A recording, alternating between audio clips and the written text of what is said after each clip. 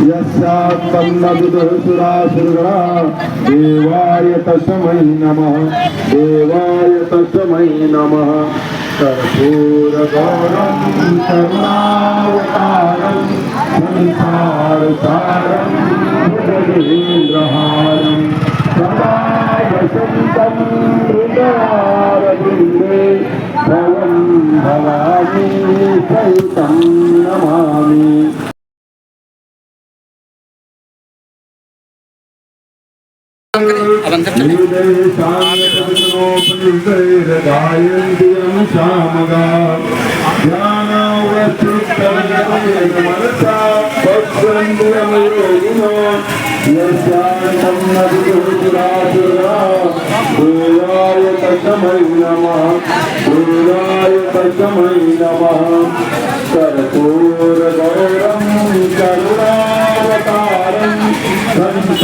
Scooter भाई साहब अंदर को लगा दे तो गाड़ी अंदर को हो जाती है। स्कूटर थोड़ा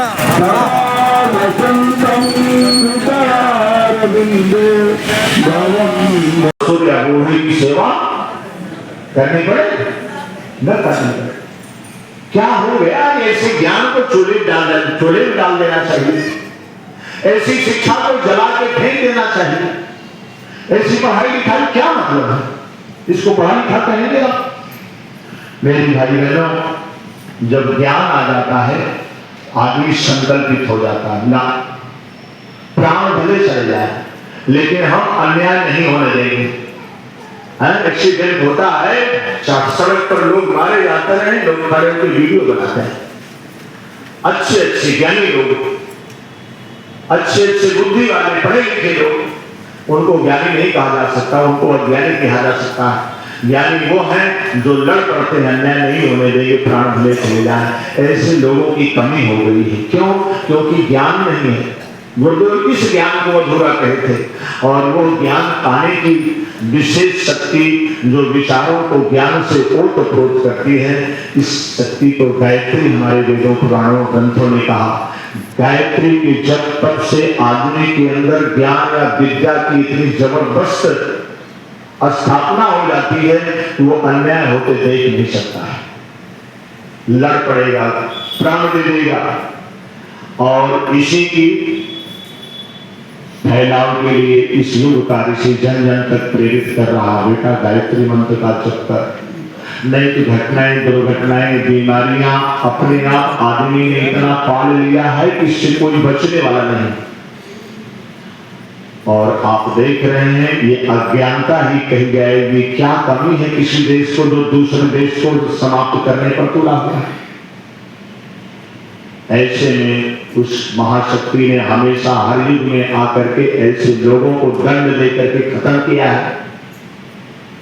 उस रावण जैसे विद्वान को, जिसको आप कह सकते हो इतना भी बड़ा विद्वान आज तक नहीं हुआ, वो भी अज्ञानता के मोह में इस तरह ग्रसित हो गया तो उसे अपना परिवार नहीं समझ में आया, उसे अपना कुछ नहीं आया, और फिर उतना बड़ा परिवार का सर्वनाश का कारण बना। अज्ञान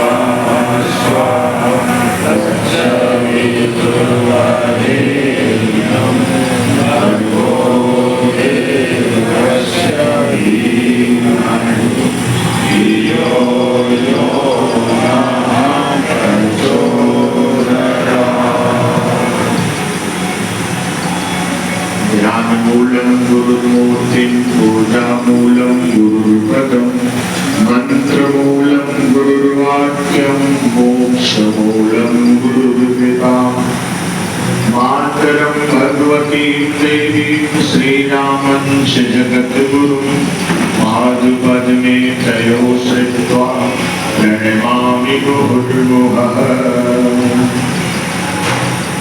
सूक्ष्म रूप से विद्यमान प्रभु गुरुदेव परमवंदनीय माता जी आदि शक्ति मां गायत्री के चरणों में नमन बंदन करते हुए देवादिदेव महादेव के चरणों में प्रणाम करते हुए मंच पर हमारे साथ साथ चल रहे ज्योति कल शरद की व्यवस्था को देख रहे आदरणीय श्री सुभाष चंद्र भाई साहब, एयरफोर्स से रिटायर्ड ऑफिसर, रथ का संचालन कर रहे सूर्या जी,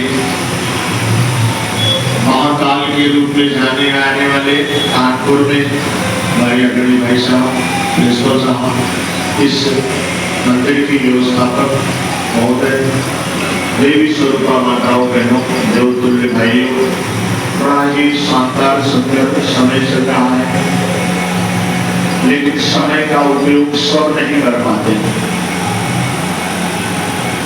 कुछ तो लोग देखी देखा इसमें भागीदारी करते हैं, कुछ लोग दिखाने के लिए भागीदारी करते हैं, कुछ सही भी होते हैं, लेकिन भगवान तो सबको एक जैसा देखते हैं, सबको एक जैसा बनाना भी चाहते हैं, लेकिन अपनी बुद्धि और विचार के नाते, अपने स्वभाव के नाते लोगों को, किसी को अमीर बनना पड़ गया, किसी को गरीब, किसी को दरिद्र, किसी को घटना दुर्घटना में अपाहिज, किसी को बीमार करना पड़ जाता है। हम सब भगवान के बच्चे हैं और कोई भी माता पिता अपने बच्चों को दुखी नहीं देखना चाहता है, लेकिन ढेर सारे बच्चे माता पिता को भी उल्टी सीधी बातें कह करके गंदे रास्ते पर जाने में अपना शौक समझते हैं, अपनी महानता समझते हैं।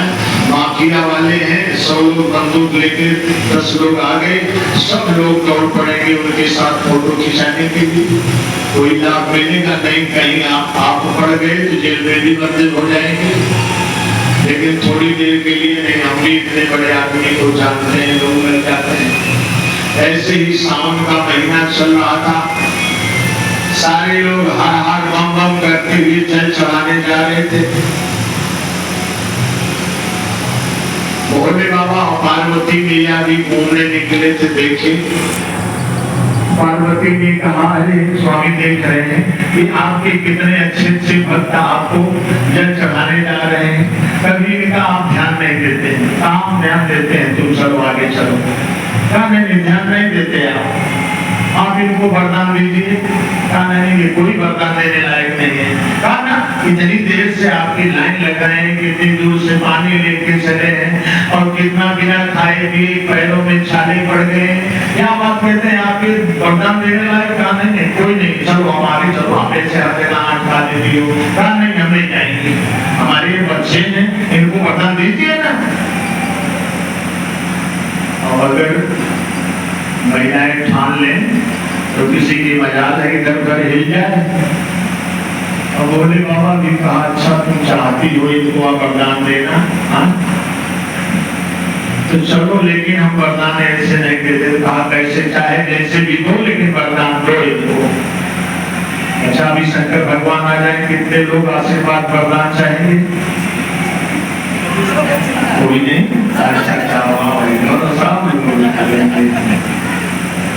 लेकिन भगवान ऐसे वरदान नहीं देते, परीक्षा लेते हैं, बिना परीक्षा के वो कुछ नहीं देते हैं।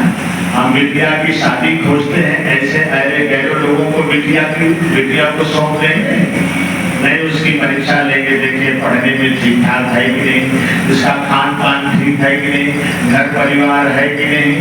इतना देखने के बाद भी कई बार उसको जांचते हैं, दूसरों से पूछते भाई कैसी शादी है, तब जा करके देते हैं। ये रिद्धियां सिद्धियां अनुदान वरदान भगवान की बेटे बेटियां हैं।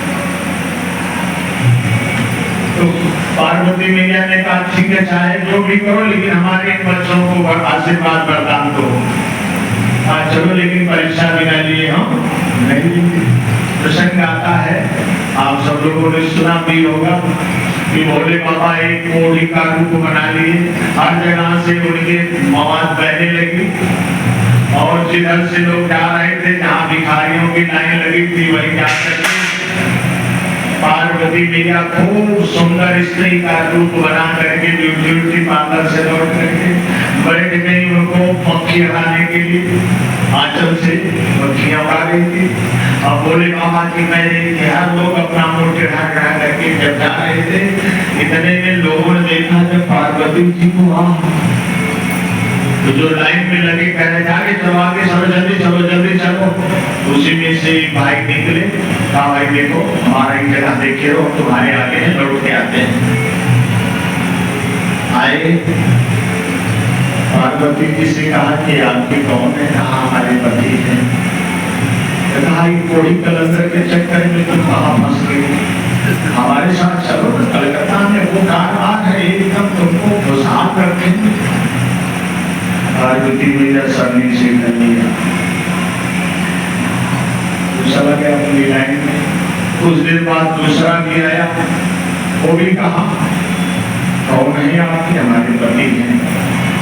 ऐसे पति की